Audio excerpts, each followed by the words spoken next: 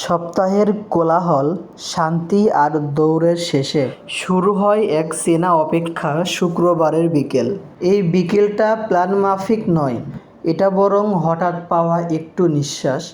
বন্ধুদের একটা ফোনেই শুরু হয়ে যায় আমাদের যাত্রা। কে কোথায় যাবে এটা কেউ জেনে আসে না, জানার দরকারও পড়ে না। কারণ এই বিকেলটা জায়গার নয়, সঙ্গের। রাস্তা যেন নিজের মতো কথা বলে। গাছের পাতা ওড়ায় হাওয়ায়, আর বাতাসে ভেসে বেড়ায় পুরনো দিনের স্মৃতি।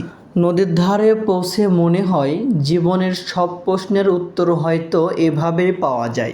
এক কাপ চা আর প্রিয় কিছু মুখের পাশে বসে থেকে। কেউ ক্যামেরায় মুহূর্ত ধরে রাখে, আবার কেউ চুপচাপ দেখে সূর্যটাকে ডুবে যেতে। সবাই মিলে এক টুকরো সময়কে স্মৃতি বানিয়ে রাখে। শুক্রবার মানেই শুধু একটা দিন নয়, শুক্রবার মানেই বন্ধুত্ব, নিঃশ্বাস আর একটু অন্যরকম হয়ে থাকার সময়।